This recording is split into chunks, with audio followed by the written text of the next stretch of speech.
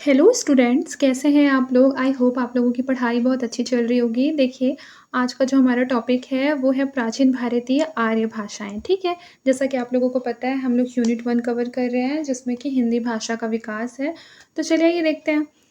जैसा कि मैंने आपको कल भी बताया था, प्राचीन भारतीय आर्य भाषाओं का जो काल होता है वो 1500 ईसा पूर्व से लेकर 500 ईसा पूर्व है। ये आप लोगों को याद रखना है। फिर देखिए लिखा है, प्राचीन भारतीय आर्य भाषाओं को दो भागों वैदिक संस्कृत, लौकिक संस्कृत में वर्गीकृत किया गया है। मैंने आपको ये बताया था कि जो हमारी संस्कृत भाषा है वो किसके अंतर्गत आती है? लौकिक संस्कृत के अंतर्गत आती है। ठीक है, ये संस्कृत है। ठीक है, लौकिक संस्कृत के अंतर्गत आती है और इसका नामकरण किसने किया था? व्याकरणविद पाणिनि ने किया था। अब देखिए, वैदिक संस्कृत प्राचीन भारतीय आर्य भाषा का प्राचीनतम रूप वैदिक साहित्य में दृष्टिगोचर होता है। यानी कि आप लोगों को बता दूं कि जो प्राचीन भारतीय आर्य भाषा है उसका एक प्राचीनतम रूप था जो कि हमको कहाँ देखने को मिलता है? जितने भी पुराने वैदिक साहित्य हैं, ग्रंथ हैं, उनमें देखने को मिलता है। जैसे कि आपके संहिता हो गए, ब्राह्मण एवं उपनिषद। वैदिक संस्कृति के कितने भाग हैं? संहिता, ब्राह्मण एवं उपनिषद। संहिता के अंतर्गत चारों वेद आते हैं। बताइए, चारों वेद किसके अंतर्गत आते हैं? तो संहिता के अंतर्गत आते हैं। यानी कि जितने वेद हैं वो हमारी कौन सी भाषा में लिखी गई थी? वैदिक संस्कृत में लिखी गई थी। जैसे ऋग्वेद हो गया, यजुर्वेद हो गया, सामवेद, अथर्ववेद। और याद रखिएगा कि यजुर्वेद में भी दो भाग हैं, शुक्ल यजुर्वेद और कृष्ण यजुर्वेद। ठीक है, जिसके बारे में हम आगे पढ़ेंगे। हालांकि देखिए लिखा है, ऋग्वेद संस्कृत का प्राचीनतम ग्रंथ है जिसमें 10 मंडल, 1028 सूक्त एवं ऋचाएं कितनी है? 10,580। ऋग्वेद में देवताओं की स्तुतियों से संबंधित श्लोक हैं। यजुर्वेद कृष्ण एवं शुक्ल इन दो रूपों में सुरक्षित है। कृष्ण यजुर्वेद संहिता में मंत्र भाग एवं गद्य में व्याख्यात्मक भाग के साथ साथ संकलित किए गए। मतलब कि जो कृष्ण यजुर्वेद संहिता है आपको उसमें गद्यमय भाग भी मिलेगा और कुछ पद्य वाले भाग मिलेंगे जो कि बेसिकली क्या है? मंत्र है। बेसिकली क्या है? मंत्र है। यानी गद्य और पद्य का मिला हुआ भाग जो है वो कृष्ण यजुर्वेद संहिता में है। जबकि जो शुक्ल यजुर्वेद संहिता है उसमें केवल क्या मिलेंगे? मंत्र मिलेंगे, यानी पद्यमय भाग मिलेंगे। इस चीज को भी आप क्या करेंगे? नोट डाउन कर लेंगे। ठीक है, क्वेश्चन पूछ सकता है। अब देखिए लिखा है कि साम वेद में सोम यागो यानी यज्ञ में वीणा के साथ गाए जाने वाले सूक्तों को गेय पदों में सजाया गया है। साम वेद में क्या मिलते हैं? गाने वाले सूक्त मिलते हैं। ठीक है, फिर अथर्ववेद, इसमें जनसाधारण में प्रचलित मंत्र एवं टोने टोटकों का संकलन है। अथर्ववेद में किसका संकलन है? टोने टोटके एवं विभिन्न तंत्र मंत्र का संकलन है। अब देखिए लिखा है, ब्राह्मण प्रत्येक संहिता के अपने अपने ब्राह्मण ग्रंथ हैं। जैसे देखिए, मान लीजिए ये वेद है और ये ब्राह्मण ग्रंथ। तो देखिए, ऋग्वेद का ब्राह्मण ग्रंथ है ऐतरेय ब्राह्मण, शुक्ल यजुर्वेद का है शतपथ ब्राह्मण, कृष्ण यजुर्वेद का तैत्तिरीय ब्राह्मण है, सामवेद का है तांडव या फिर पंचाविंश ब्राह्मण और अथर्ववेद का है गोपथ ब्राह्मण। इसको आप स्क्रीनशॉट भी ले सकते हैं, वरना इसको आप तुरंत नोट डाउन कर लीजिए ऐसे ही टेबल बना के, क्योंकि ये हमेशा आपके काम आएगा। फिर देखिए उपनिषद। उपनिषद वस्तुतः ब्राह्मण ग्रंथों के ही अंतिम भाग है।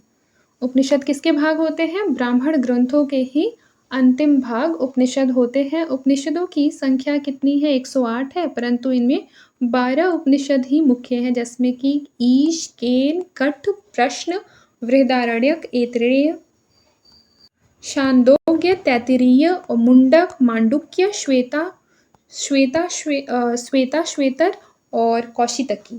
ठीक है, ये 12 उपनिषद क्या है? बहुत ही मुख्य उपनिषद हैं। फिर विद्वानों ने वैदिकी ध्वनियों की जो संख्या है वो कितनी मानी है? 52 मानी है। इसमें 13 स्वर एवं 39 व्यंजन है। आप स्वर देख सकते हैं, ये कितना है? 13 है और व्यंजन कितना है? 39 है। देखिए, वैदिक संस्कृत में 3 लिंग है, एक पुल्लिंग है, एक स्त्रीलिंग है, एक नपुंसक लिंग है।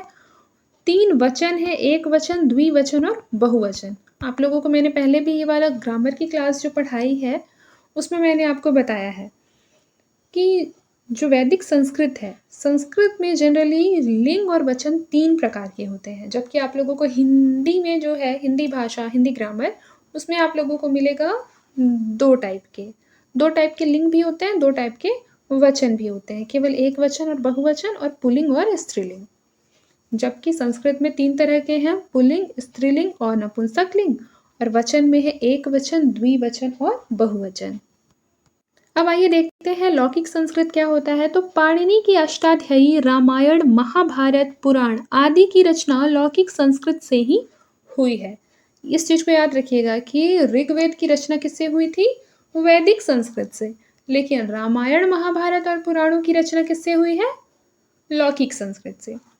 लौकिक संस्कृत में केवल 48 वर्ण रह गए, जिसमें कि बहुत सारे क्या होते हैं ना, वर्ण बाद में लुप्त हो जाते हैं उनका प्रयोग ना होने के कारण। तो वैसे वर्ण जो होते हैं उसको लुप्त हो जाने के कारण जो वर्णों की संख्या है वो कम हो जाती है। अब कितनी है? 48 ध्वनियां हैं। लौकिक संस्कृत में वैदिक संस्कृत की अपेक्षा क्रिया रूपों और धातु रूपों में विशेष अंतर आ गया है। देखिए लिखा है मध्यकालीन भारतीय आर्य भाषाएं। मध्यकालीन भारतीय आर्य भाषाओं में जो उसका काल है वो 500 ईसा पूर्व से लेकर 1000 ईस्वी तक है। ठीक है, 5000 ईसा पूर्व से कितना है? 1000 ईस्वी तक। भगवान बुद्ध के जन्म तक भारतीय आर्य भाषा विकास के मध्यकाल में प्रवेश कर चुकी थी। 500 ईसा पूर्व से 1000 ईस्वी तक 1500 वर्षों तक भारतीय आर्य भाषा विभिन्न प्राकृतों तथा अपभ्रंशों के रूप में विकसित होती हुई आधुनिक भारतीय आर्य भाषा की जननी बनी। आर्य भाषा के मध्यकालीन स्वरूपों को 3 भागों में बांटा गया है, जैसे मैंने आपको बताया था कल की क्लास में, आप बताया था ना पिछली क्लास में। पहला था पाली, फिर था दूसरा क्या था? प्राकृत, और तीसरा क्या हो जाएगा? अपभ्रंश हो जाएगा। तीसरा क्या हो जाएगा? अपभ्रंश। ठीक है, देखिए पाली को प्रथम प्राकृत भी कहा जाता है। पाली को प्रथम प्राकृत भी कहा जाता है। इसमें बौद्ध साहित्य की रचना हुई है। इस भाषा में त्रिपिटक ग्रंथों, सुत्त पीटक, विनय पीटक एवं अभिधम्म पीटक की रचना हुई है। सुत्त पीटक साधारण बातचीत के ढंग पर दिए गए बुद्ध के उपदेशों का संग्रह है। विनय पीटक में बुद्ध की उन शिक्षाओं का संकलन है जो उन्होंने समय समय पर संघ संचालन को नियमित करने के लिए दी थी। अभिधम्म पीटक में सिद्ध, चेतसिक और आदि धर्मों का विशद विश्लेषण किया गया है। यानी कि बुद्ध भगवान की जो ग्रंथ है, ठीक है, उसका जो रचना है वो पाली भाषा में हुआ है। उनका त्रिपीटक ग्रंथ सबसे ज़्यादा फेमस है, जिसमें कि सुत्त पीटक, विनय पीटक और अभिधम्म पीटक है। और याद रखिएगा कि जो सुत्त पीटक है बेसिकली उसमें साधारण बातचीत के ढंग पर दिए गए उपदेश है, और विनय पीटक में क्या दिया हुआ है? बुद्ध की जितनी भी लर्निंग्स हैं, उनकी शिक्षाएं हैं, वो सब दिए गई हैं। और अभिधम्म पीटक में किस चीज़ों के बारे में है? चित्त और इन सब चीज़ के बारे में, चित्त और अध्यात्म इन सब से रिलेटेड है, धर्म के बारे में, इन सब के बारे में अभिधम्म पीटक में है। अब देखिए लिखा है पाली। पाली भारत की प्रथम देशीय भाषा थी। पाली भारत की प्रथम देशीय भाषा थी। पाली में लिखे कुछ प्रमुख ग्रंथ हैं मिलिंदपन्हो और महावंश, दीपवंश, अर्थकथा, साहित्य इत्यादि। पाली भाषा के 3 व्याकरण उपलब्ध हैं। पहला सद्दनीति व्याकरण, फिर कच्चान व्याकरण, फिर है मोगलान व्याकरण। सद्दनीति व्याकरण की रचना अगवंश ने की थी, जो कि एक बर्मी भिक्षु थे। फिर देखिए श्रीलंका के मोगलान ने मोगलान व्याकरण तथा कच्चान ने कच्चान व्याकरण की भी रचना की। पाली भाषा मुख्यतः मगध, उज्जैनी, कलिंग, कौशल आदि स्थानों पर प्रचलित थी। मुख्य रूप से पाली को मध्य प्रदेश की बोली माना जाता है। कहाँ की बोली माना जाता है? मध्य प्रदेश की बोली माना जाता है। नोट डाउन कर लेंगे। देखिए लिखा है पाली में वर्णों का वर्गीकरण निम्न ढंग से किया गया है। पाली भाषा के स्वर आप देख सकते हैं और व्यंजन भी देख सकते हैं। ठीक है,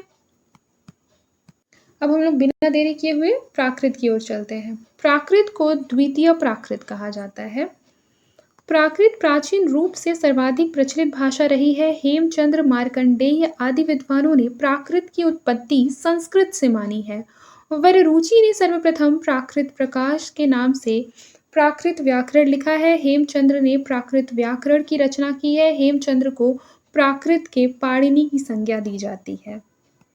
ये क्वेश्चन अगर आप लोगों ने पीवाईक्यू देखा होगा तो आप लोगों ने देखा होगा, ये बहुत ही मोस्ट इम्पॉर्टेंट क्वेश्चन है और बार-बार रिपीट होता है कि प्राकृत के पाणिनि किसे कहा जाता है? हेमचंद्र को कहा जाता है। और उन्होंने कौन-कौन से ग्रंथ लिखा है? प्राकृत व्याकरण लिखा है। और प्राकृत प्रकाश किसका ग्रंथ है?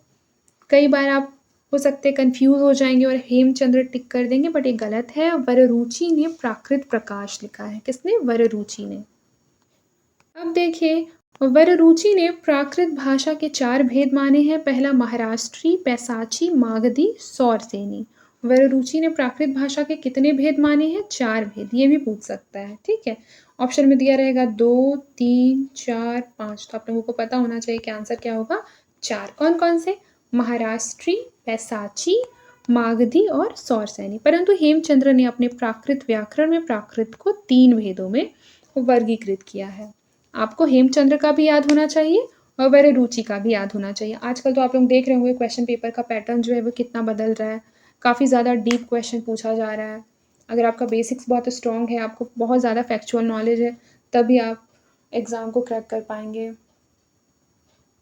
देखिए फिर देखिए लिखा है, हेमचंद्र ने 3 भागों में विभाजित किया था, जिसमें कि पहला है अर्धमागधी, जिसे आर्षी कहते हैं। फिर दूसरा है चूलिका पैसाची। दूसरा क्या है? चूलिका पैसाची। तीसरा है अपभ्रंश। भरत मुनि ने नाट्यशास्त्र में 7 प्राकृतों का उल्लेख किया है। सौरसेनी, मागधी, अर्धमागधी, दक्षिणात्या, बहलीक, अवंतिजा तथा प्राच्या। आप तीनों लोगों का लिख लेंगे, ठीक है? सबसे पहले नोट डाउन कीजिए वररुचि का। वररुचि ने प्राकृत भाषा के कितने भेद माने हैं? 4 भेद।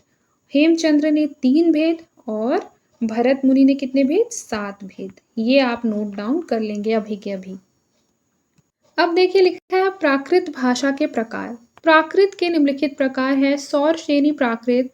सौरसेनी प्राकृत मुख्यतः मथुरा के आसपास की बोली थी। यह मध्य प्रदेश की प्रमुख बोली थी। आचार्य भरत मुनि के अनुसार सौरसेनी नाटकों के गद्य भाग की भाषा थी। बाद में इससे पंजाबी तथा अन्य भाषा समूहों की उत्पत्ति हुई। दिगंबर जैनाचार्यों ने अपने महाकाव्य सौरसेनी में ही लिखे। आधुनिक विद्वानों के अनुसार सौरसेनी प्राकृत से ही आगे चलकर महाराष्ट्री प्राकृत का विकास हुआ। जैन साहित्य के अतिरिक्त कपूर मंजरी, चंद्रलेखा, आनंद सुंदरी आदि रचनाओं में भी सौरसेनी प्राकृत का उपयोग हुआ है। आपको पता है कर्पूर मंजरी जो है वो किसका ग्रंथ है? राजशेखर का, जो यहाँ ब्रैकेट में लिखा हुआ है।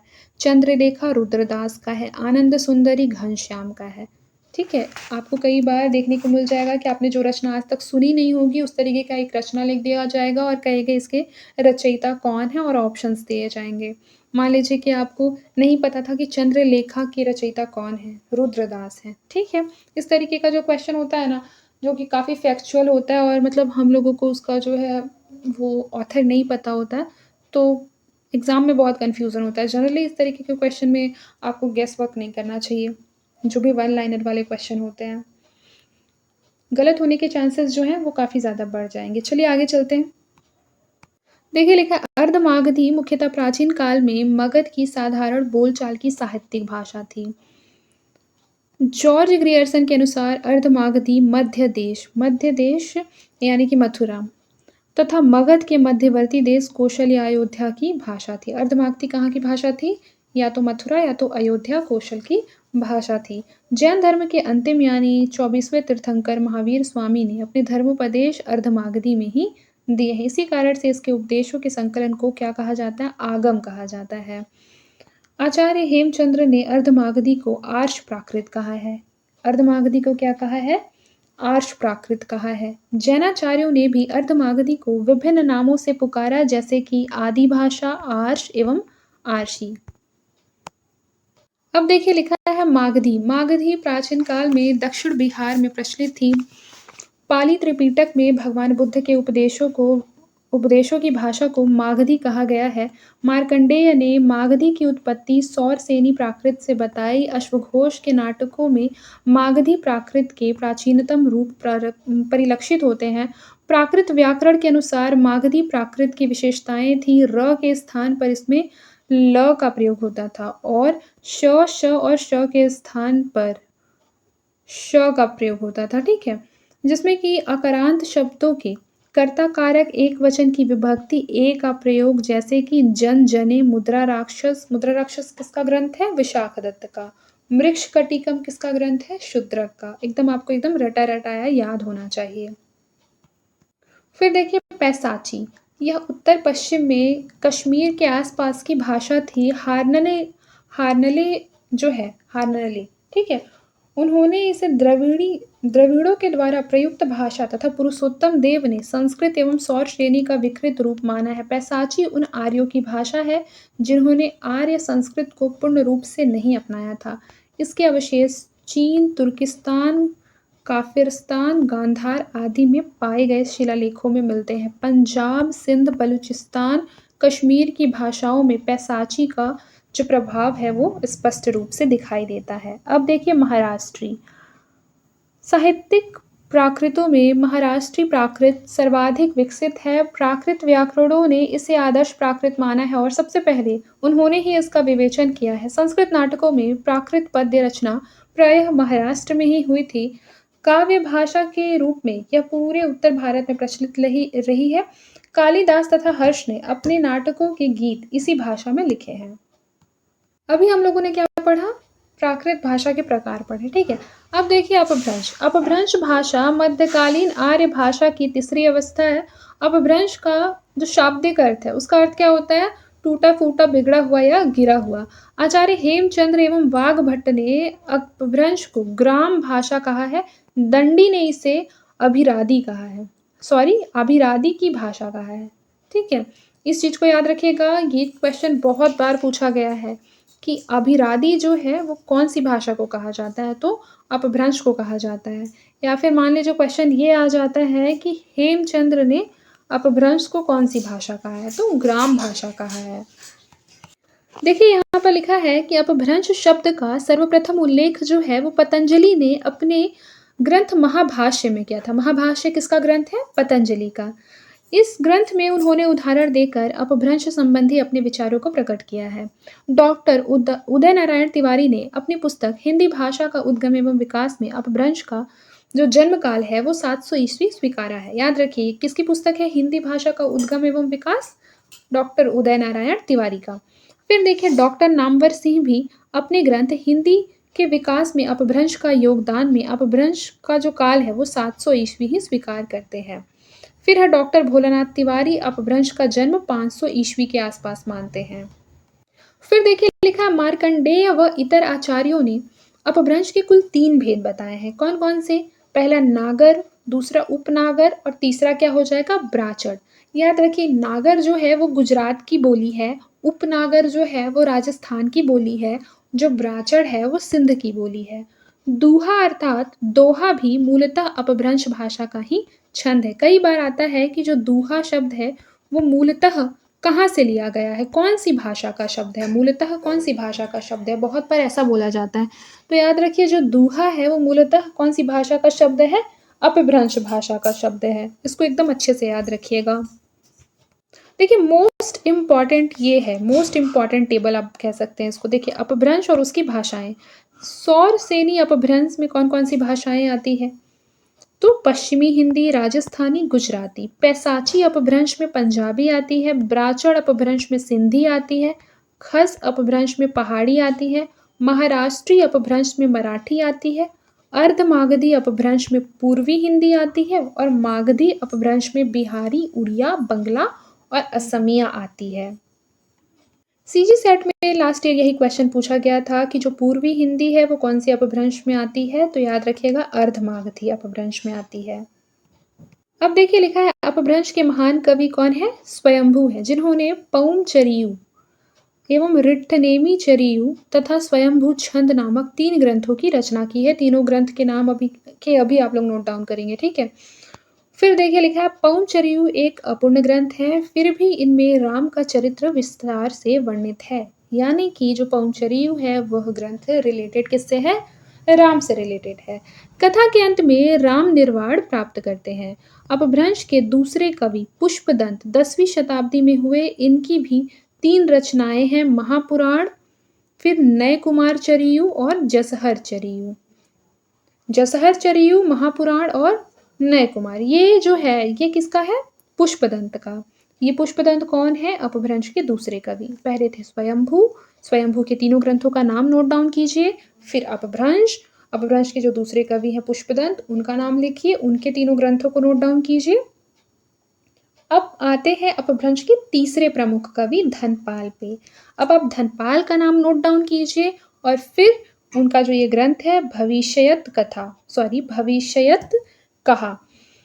तो भविष्यत कथा, सॉरी भविष्यत भविष्यत कहा जो है, सॉरी माफ़ी चाहूँगी, तो इस ग्रंथ को भी आप नोट डाउन करेंगे। फिर देखिए अपभ्रंश साहित्य के समर्थ कवियों में अब्दुल रहमान का नाम आता है, जिन्होंने क्या लिखा है? संदेश राशक लिखी है। तो संदेश राशक जो है वो अब्दुल रहमान का ग्रंथ है, और ग्रंथ ही नहीं बल्कि महत्वपूर्ण ग्रंथ है। संदेश राशक महत्वपूर्ण क्यों है? क्योंकि यह एक खंड काव्य है जिसमें कि विक्रमपुर की एक वियोगिनी की विरह कथा वर्णित है। अब देखिए यहाँ लिखा है कि कनकामर मुनि की करंकुचरित अपभ्रंश काल की एक प्रमुख रचना है। अपभ्रंश काल की कुछ अन्य रचनाएं इस प्रकार से है। अपभ्रंश काल की रचनाएं एवं रचना काल। देखिए, पहली रचना है प्राकृत व्याकरण और इसके रचनाकार हैं जैन आचार्य हेमचंद्र। जैन आचार्य हेमचंद्र को आपको मैंने पहले भी बताया है कि ये प्राकृत के पाणिनि कहे जाते हैं। क्या कहे जाते हैं? प्राकृत के पाणिनि कहे जाते हैं। ठीक है। फिर देखिए प्रबंध चिंतामणि, ये मेरुतुंग इसके रचनाकार हैं। प्राकृत पेंगलम के लक्ष्मीधर हैं। राउलवेल के रोडा है। संदेश राशक के कौन है? अब्दुल रहमान है। फिर देखिए पाहुड़ दोहा, पाहुड़ दोहा के राम सिंह हैं। उपदेश रसायन रास के जिनदत्त सूरी हैं। फिर है कीर्ति लता एवं कीर्ति पताका के विद्यापति हैं। श्रावकाचार के कौन है? देवसेन है। श्रावकाचार के कौन है? देवसेन। फिर देखिए अपभ्रंश की विशेषताएं। अपभ्रंश की निम्नलिखित विशेषताएं हैं। पहला, अपभ्रंश को उकार बहुला भाषा कहा गया है। सामान्यतः अपभ्रंश ट वर्ग प्रधान भाषा है।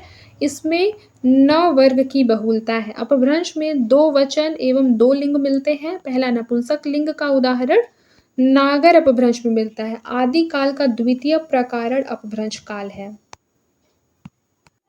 फिर देखिए अपभ्रंश अवहट एवं पुरानी हिंदी का संबंध। आइए देख लेते हैं। सबसे पहला पॉइंट है कि अपभ्रंश का प्रयोग साहित्य में 12वीं शताब्दी तक होता रहा, परंतु 1000 ईस्वी तक आते आते यह बोली हिंदी के रूप में प्रतिष्ठित हो गई। ठीक है। अपभ्रंश के ही परिवर्ती रूप को, यानी अपभ्रंश के जो बाद का रूप है उसको बोलते हैं परवर्ती रूप, और मान लीजिए अपभ्रंश के पहले का अगर बोलना हो तो उसको बोलेंगे पूर्ववर्ती रूप। तो यहाँ पे लिखा है कि अपभ्रंश के ही परवर्ती रूप को विद्वानों ने अवहट्ट का नाम दिया। 13वीं से 14वीं ईस्वी के साहित्यकारों ने अपनी भाषा को अपभ्रंश अवहट्ट कहा। हेमचंद्र ने उन्हें देशी नाममाला में शामिल करना जो है वो उचित समझा। फिर देखिए अपभ्रंश की ध्वनियाँ भी हिंदी में प्रचलित हैं। कुछ नई ध्वनियों का भी हिंदी में विकास हुआ। हिंदी शब्दों की इसी अधिकता को लक्षित कर महापंडित राहुल सांस्कृत्यायन एवं चंद्रधर शर्मा गुलेरी ने इस भाषा को पुरानी हिंदी के नाम से संबोधित किया। इस प्रकार हम कह सकते हैं कि 1000 ईस्वी के लगभग अधिकांशतः साहित्य में हिंदी का प्रयोग होने लगा था। अब देखिए हिंदी के अपभ्रंश की सारी प्रवृत्तियों को अपनाया है। हिंदी ने क्या किया है? अपभ्रंश की सारी प्रवृत्तियों एवं उसकी जो विशेषताएं हैं उसको अपनाया है। संस्कृत, पाली, प्राकृत आदि संयोगात्मक भाषाएं थी। संज्ञा सर्वनाम के कारक रूपों के लिए अपभ्रंश में कारक चिन्ह अलग से प्रयुक्त हुए। काव्य में प्रयुक्त भाषा अपभ्रंश कहलाई। आचार्य रामचंद्र शुक्ल ने अपभ्रंश के कई उदाहरण अपने हिंदी साहित्य के इतिहास में प्रयुक्त किए हैं। हिंदी साहित्य का इतिहास आचार्य रामचंद्र शुक्ल का ग्रंथ है, जैसा कि आपको पता भी होगा, और उसमें क्या किया है उन्होंने अपभ्रंश भाषा से संबंधित बहुत सी एग्जाम्पल उन्होंने उसमें इंक्लूड किया है। फिर देखिए डॉक्टर सुनीति कुमार चटर्जी एवं बहुत से अन्य भाषाविदों ने अपभ्रंश को भारतीय आर्य भाषा के विकास की एक स्थिति माना है। फिर आप देख सकते हैं कि डॉक्टर सुनीति कुमार चटर्जी के अनुसार जो सौरसेनी अपभ्रंश है अर्थात अवहट्ट मध्य देश के अतिरिक्त बंगाल आदि प्रदेशों में भी काव्य भाषा के रूप में प्रयुक्त होती रही। मागधी अपभ्रंश से ही बिहारी, बांग्ला, असमी और उड़िया भाषाओं का विकास हुआ। और पूर्वी हिंदी से किसका हुआ? पूर्वी हिंदी का विकास कौन-सी अपभ्रंश से हुआ? अर्धमागधी से। मैंने अभी आपको ऊपर ही पढ़ाया था। फिर देखिए सौरसेनी अपभ्रंश से पश्चिमी हिंदी, पंजाबी और गुजराती विकसित हुई। फिर मार्कंडेय और कुछ अन्य विद्वानों ने अपभ्रंश के 3 प्रकार बताए हैं, जिसमें नागर से गुजरात की, उपनागर से राजस्थान की, ब्राचड़ से सिंध की बोली विकसित हुई है। इस प्रकार पुरानी हिंदी अर्थात अपभ्रंश और अवहट से ही हिंदी का विकास हुआ है। सिद्ध साहित्य में यदा-कदा यानी कि यत्र-तत्र यानी कि कहीं-कहीं पर क्या हुआ है? अपभ्रंश के दर्शन होते हैं। मुख्य रूप से सिद्धों ने अपनी रचनाएँ हिंदी के तत्कालिक लोक प्रचलित रूप में ही लिखा है। मतलब सिद्धों ने बेसिकली अपभ्रंश अपहट भाषाओं का यथोचित प्रयोग किया है। ठीक है, आज के लिए बस इतना ही। मिलते हैं नेक्स्ट क्लास में। तब तक के लिए अपना ख़्याल रखिए और मन लगाकर पढ़ाई करते रहें। और मेरे चैनल को सब्सक्राइब करना बिल्कुल भी ना भूलें, क्योंकि आपके सपोर्ट से ही मुझे नए-नए कंटेंट पर वीडियो बनाने में हेल्प मिलती है। Thank you.